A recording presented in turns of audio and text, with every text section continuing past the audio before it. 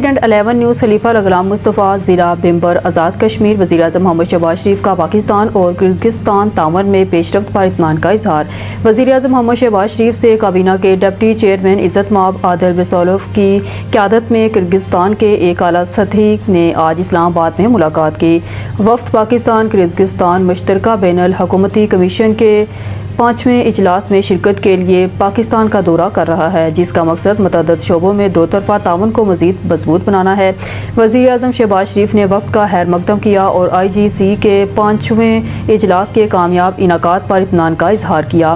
उन्होंने पाकिस्तान और किर्गिस्तान के दरमियान प्रोटोकॉल और मुफाहमत की मुतअद्दिद याददाश्तों MOUs पर दस्तखत को सराहा और उन्हें तजारत, तवानाई, ताउन, रवाबत और अवामी तबादलों के फ़रोग़ की जानब अहम कदम करार दिया।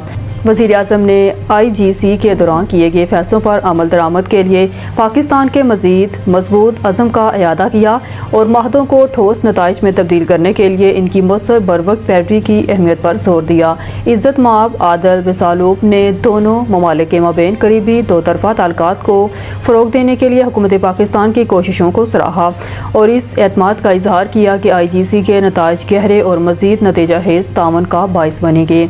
दोनों रहनुमाओं ने पाकिस्तान और किर्गिस्तान की आवाम के बाहमी फ़ायदे के लिए मिलकर काम करने और दोनों ममालिक के माबैन मजबूत ताल्लुकात के लिए ताउन जारी रखने के अज़म का इयादा किया।